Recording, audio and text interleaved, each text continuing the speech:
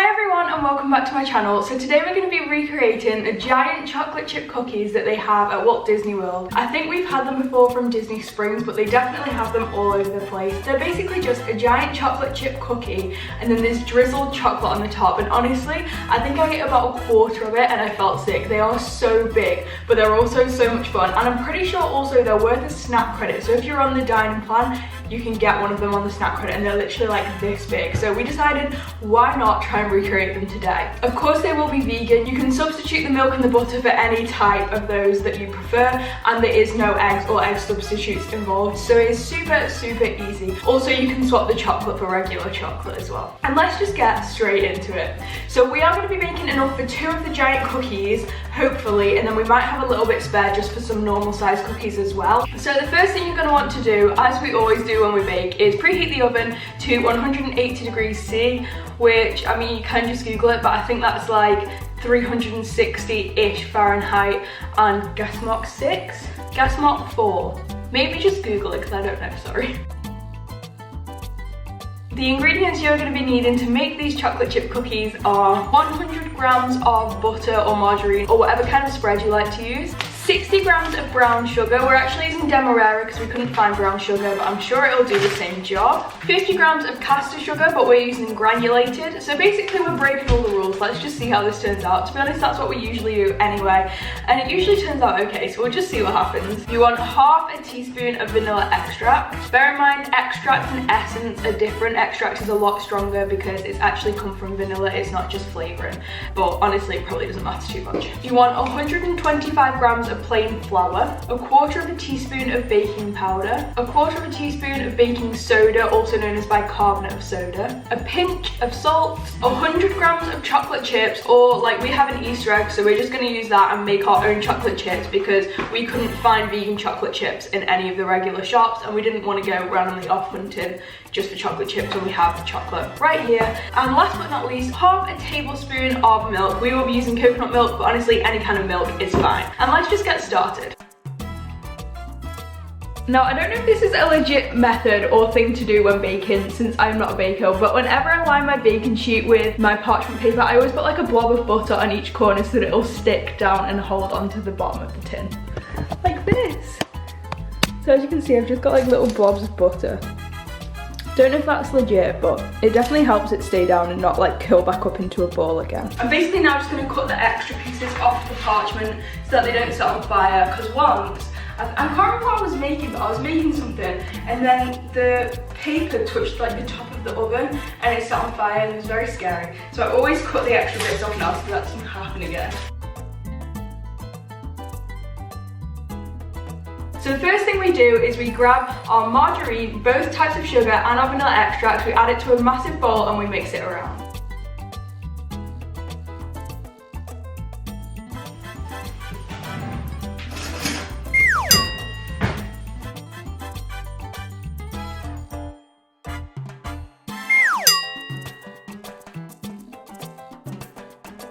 Don't know if this is just my mum because she's crazy, but she really loves it when the butter is like really flat. You just get like a scrape, because obviously usually we would just use it to spread it on toast, but the butter now looks like this. So sorry mum, I wrecked the butter. All for a good reason though.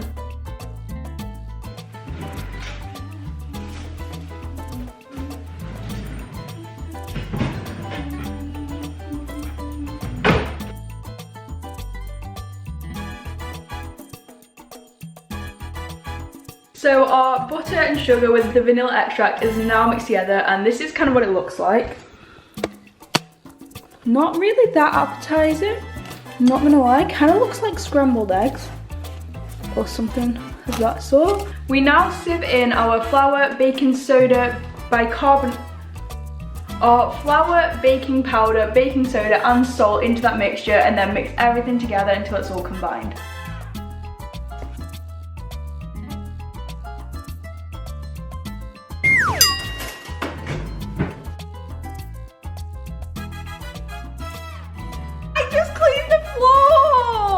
Bad luck if you just don't do that. That's luck. That's not even funny. Once you've mixed all of those dry ingredients in, you then need to mix it all together until it becomes smooth, almost smooth according to the recipe. We're using BBC Good Food vegan cookies recipe. And then you want to add in your chocolate chips, which we're going to make in a minute, and your half tablespoon of milk.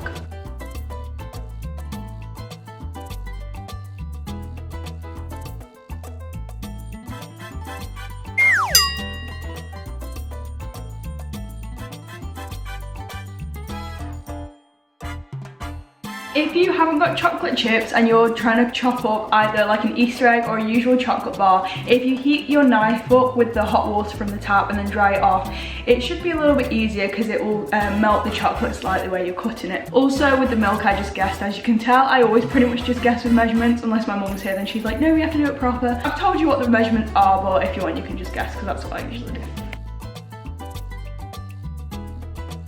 So at this point, your cookie dough is basically ready, and now we're gonna have to try and make it into a Mickey head. Now our idea is that if you do one slightly larger circle and two smaller ones above it, and then when it cooks and expands, they should just attach onto each other and create the Mickey head. So this is basically what I've got.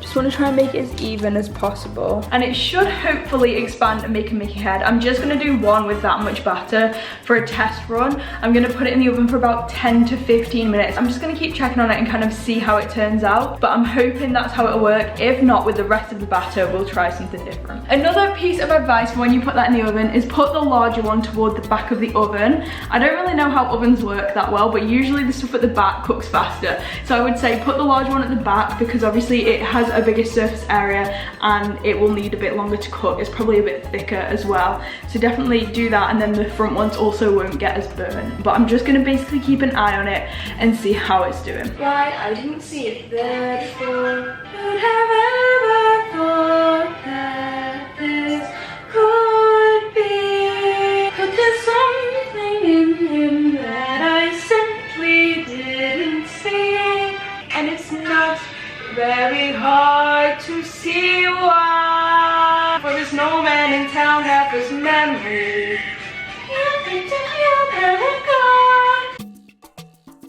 So I've just taken the first cookie out. Honestly, it looks pretty good. I don't think I put them quite close enough so they're not completely attached, and it's kind of still soft, but apparently they harden up when you leave them to cool. So this is what it looks like currently, which I think is pretty good.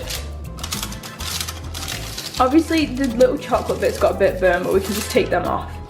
So yeah, that's that one. We're now going to test run another one and see what happens. And hopefully I put these ones slightly closer, so hopefully it'll turn out a bit better. Someday I will see that this made sense. These were all completely normal, and I know in a couple of years these will seem like childish fears. So I know this isn't bad, it's good. There's a mother full of memory.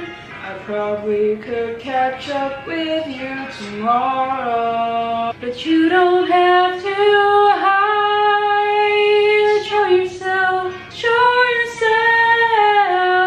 I'm ready to ride. So I've just looked in the oven and this attempt is not good. We put them too close together and they've all merged into one, including the two ears have attached to each other. So definitely keep them a bit further apart like we did on the first one. We're now doing attempt 3. It is a little bit smaller, but it's hopefully gonna work the best out of all of them. So this is kind of how it's looking.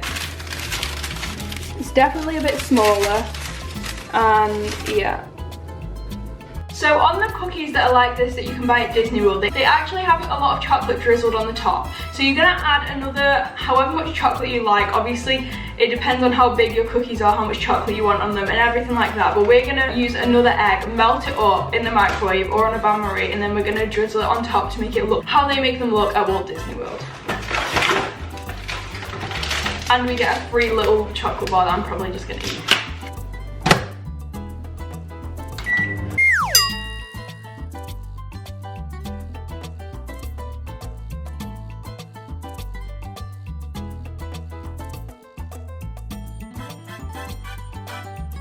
In this tribal thing, another Arabian night.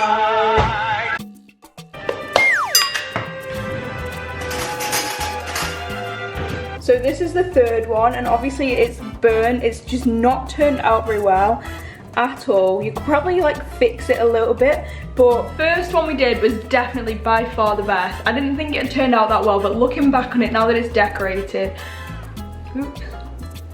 Once it's dry a little bit, I will kind of bring it out and show you guys, but it's definitely turned out the best, and I'd say it looks pretty similar to the one that they have at Walt Disney World. I hope you guys enjoyed this video. Please give it a massive thumbs up if you did, and let me know down in the comments what your favourite Disney dessert is. Don't forget to subscribe to my channel for new videos every Thursday, and I'll see you next week with a brand new one. Bye!